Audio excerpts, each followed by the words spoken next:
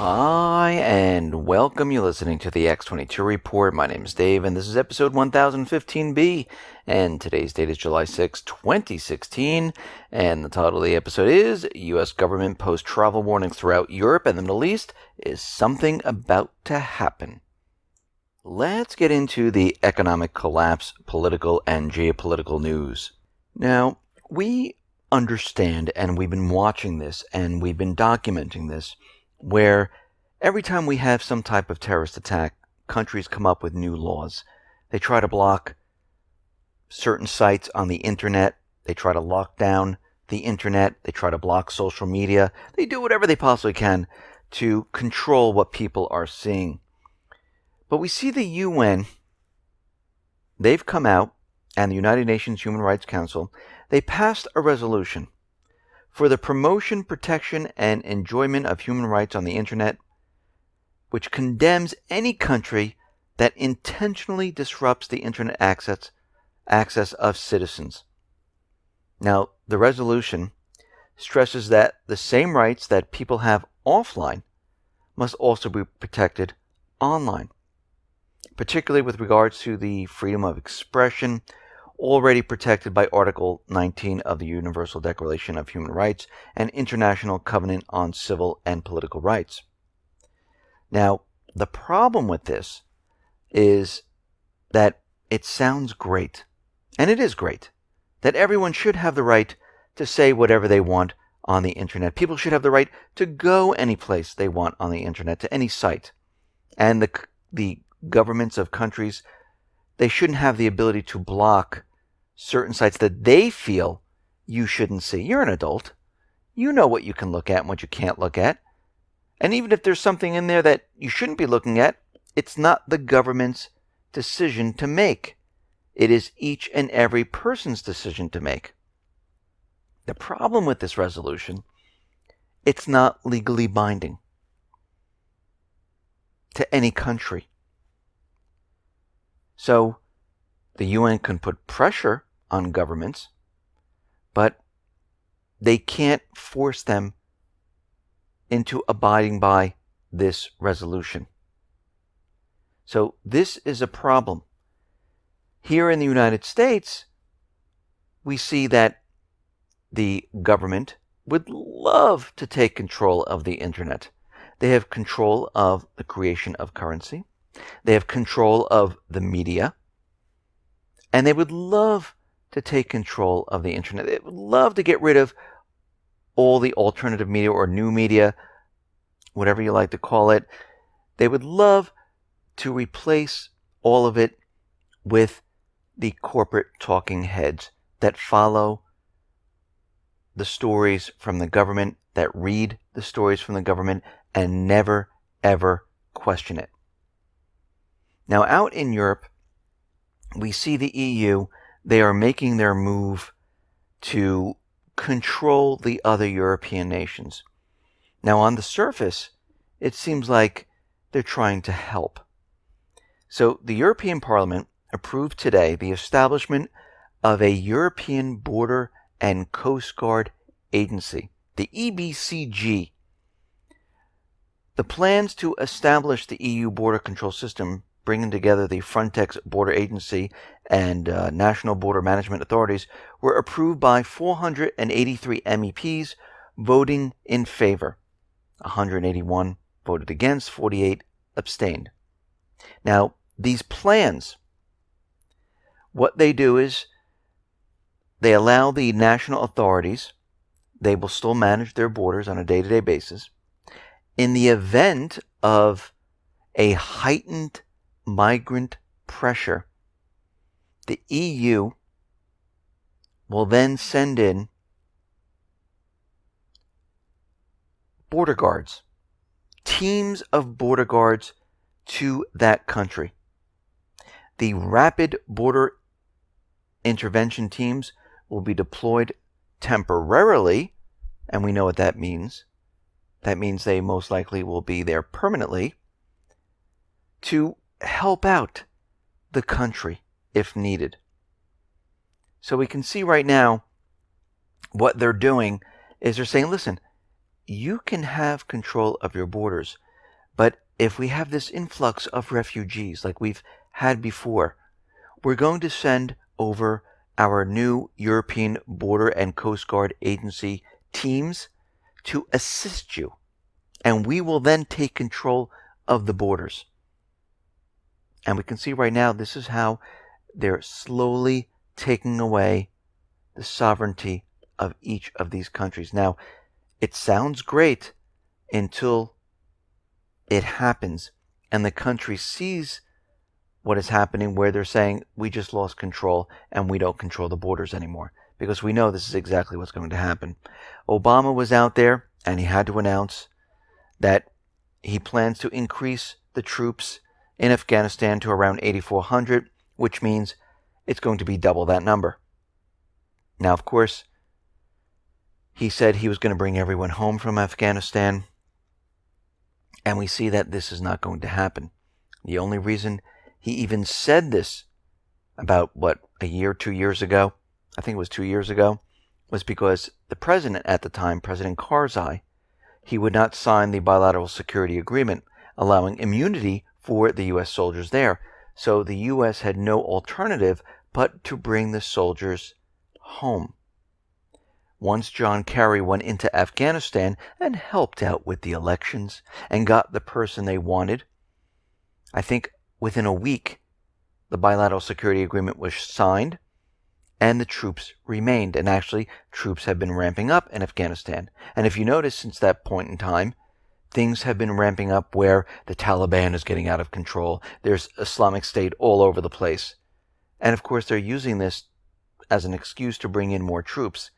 And now we see that we are never leaving Afghanistan. Afghanistan is rich in oil, in lithium, copper. Russia and China are there. It's in a strategic location.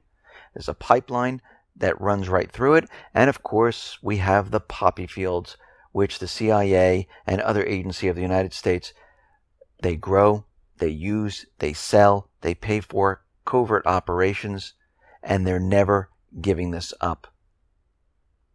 We see the U.S. is going to be sanctioning North Korea.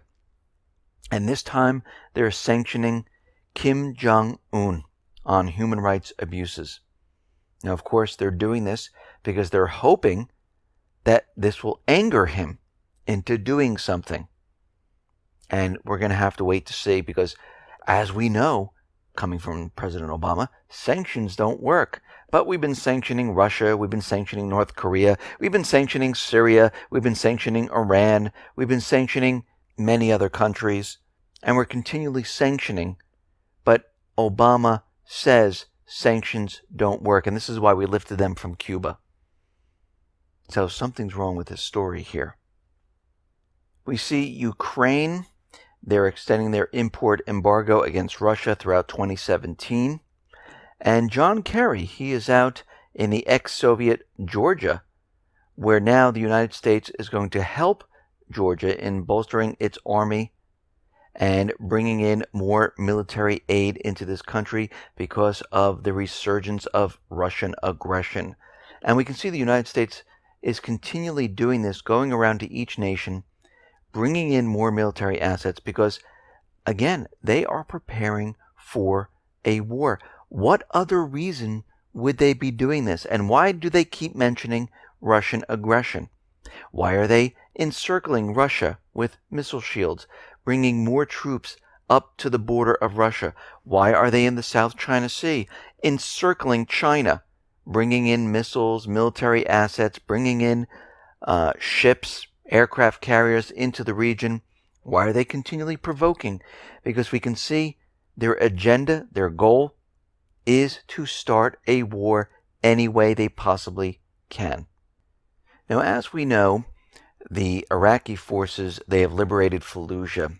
And we see that the Islamic State, they had major manufacturing factories in this area. Now, of course, how were they able to get the equipment? How were they able to get the supplies? Someone must have been helping them. And we know it was the United States, Turkey, the coalition forces. But what they found were thousands of rockets and bombs in Fallujah. They were running a highly efficient, well-organized weapons factory. And this is coming from the UK research organization. And they ran several workshops in the city, with some of them manufacturing many thousands of weapons over a matter of months.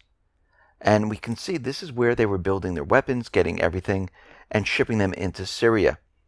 This was a well-orchestrated plan where state actors like the United States government, Turkey, UK, and other countries were involved in doing this. Because this small terrorist group with all these blockades, with these sanctions that the United States continually says they're going to use, how did they get by these advanced countries in doing this? It'd be impossible. Just like they couldn't find the oil convoy trucks. And all of a sudden Russia goes, you mean this one that we spot from satellite with ease? And the one we're destroying right now? The United States government central bankers, the coalition forces, allowed this to happen. Now, John Kerry, he was visiting Saudi Arabia, and we see this was an unscheduled meeting with his Saudi counterpart. And it seems that this meeting was created and held to raise the morale of the terrorists in Syria, saying, don't worry, we have more support coming. Keep the fight. That's very interesting. I wonder what he means by that. We see the Syrian army. They have a 72-hour truce right now for their Eid al-Fitr holiday, which is celebrated by Muslims to mark the end of the fasting month of Ramadan. And of course, John Kerry is out there saying, see, this is what we need. We need a truce like this. The truce that we've created, we need to expand this. Well, he didn't do anything. They're doing this because of their holiday. And he's looking to have this truce extended over a longer period of time. Yes, this will buy them more time. That's why they want the truce. But the truce is because they want everyone to calm down, celebrate their holiday, and then you know what's going to happen after 72 hours. They're going to begin fighting once again. Now we see the U.S.-backed Syrian forces, they've opened a corridor that will allow an exchange of goods with civilians under the Islamic State control in northern Aleppo. Now they're seeing hundreds of trucks moving daily across the corridor, and we know that Turkey has corridors coming from Turkey into Syria where they're supplying the Islamic State. We see the moderate rebels, the Syrian Democratic Forces, whatever you like to call them, they're doing the same thing here. They're setting up a corridor to bring in supplies. Now, of course, they're saying they're supplying the civilians with food, with other supplies.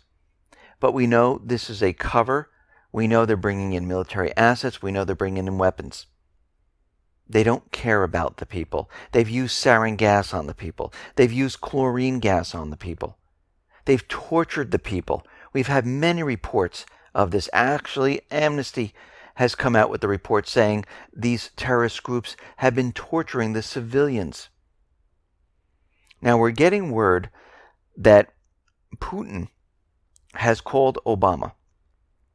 And they're saying that Obama has agreed and the U.S. is ready to coordinate efforts to eliminate radical Islamists in Syria. Now, is this really true? Now, this is coming from the Russian side. I haven't really seen that much from the U.S. side. But something very interesting, and I've said this before, the only way the U.S. is going to coordinate with Russia is if they don't bomb the terrorist groups. Putin, on the call, urged Obama to separate the moderate Syrian opposition from the terrorist groups.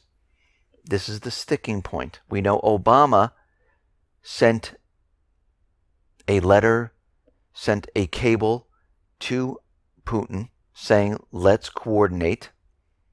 And this is going to be the point that the U.S. is going to use to get around all of this. We tried, but look, they're still bombing our moderate rebels. And Russia is still saying, we'll separate the terrorists from the moderate rebels, and we will not bomb them. So we're going to have to watch this situation very carefully and see how this works out, because we know the U.S. is not going to coordinate with Russia to fight the Islamic State, to fight al-Nusra, to fight al-Qaeda, and just leave the moderate rebels to fight on their own. Right now, we just don't see this happening. So we're going to watch this very, very closely. The United States came up with another travel warning. They extended the travel warning in Iraq now. They had one December 4th of 2015. They have now extended this throughout the summer. And of course, it comes along with all the warnings of everyone should leave the Iraqi area. We're seeing a surge of terrorist activity. Don't go into any of the protests that are going on, because then you'll find out what's really happening in the country, where people are sick and tired of the U.S. government central bankers, and they want their country back. Now, of course, they're saying this because we know right now there's a travel warning throughout Europe. There's a travel warning in Lebanon. There's a travel warning in Syria. There's a travel warning in the U.S. There's travel warnings everywhere. What is this telling us? It's telling us that most likely they're getting prepared and ready for something to happen here. Now, these are just all indicators. We don't have a crystal ball. We're not looking at it saying this is definitely going to happen. But we've been tracking this, and we've been watching the news. We're watching the different indicators, putting the pieces together, and we see that something is stirring here. Now, I am not into numerology, and I know many people out there, and I have nothing against this whatsoever, where they look at the numbers, they add them together, and they come up with, certain numbers like 777, 911. And Daniel, thank you for sending this to me. I thought I put it out there. Now, he said it was very interesting that we picked the August 1st date. Well, I didn't pick any date. I'm just saying that this is when it's going to start. But he did notice that from September 11th of 2001 to August 2nd of 2016, it would be 777 weeks to that point in time. So I decided, let's do something else here with numbers. If we went from September 11th, 2001 to August 1st of 2016, how many days is that? Well, it's 5,438 days. And then I said, holy moly, if you add the first two numbers, it's a 9. If you add the second two numbers, it's an 11. And it's 9/11 exactly, which is quite odd. Now, again, I'm not into numerology. For all those people that love this type of stuff, I just thought this was very interesting. And you can take it any way you want. But we've been looking at indicators. We see that something is definitely stirring at this point. And right now, everyone needs to be ready, prepared for what is coming, because we know the economy is not going to just turn around and get better. We know the business out there, they're saying, listen, there's just too much debt. This cannot be sustained. We have to get rid of some of this debt. We see that the central banks are using the Brexit to blame the economy deteriorating right now. And we know this, for a fact, is not why this economy is deteriorating. We've been following it all along. And we see right now that as we go throughout this year, things are getting worse and worse. Gold is surging. The market is fluctuating. More and more travel warnings are coming out. More military assets are being pushed into the South China Sea, into Eastern Europe, and to the Middle East. And we are continually seeing all of this, and we're right upon an election year, all at once. And we know that the elite, the central bankers, they're nervous about Trump. They definitely do not want him in office. And if they can't manipulate the elections to the way they want it, there's going to be a problem. And this is why we're watching all this. This is why we're getting prepared and ready. So we're not blindsided. You're getting ready to protect your family. Where we can come out as a group and say, listen, we know what's going on here.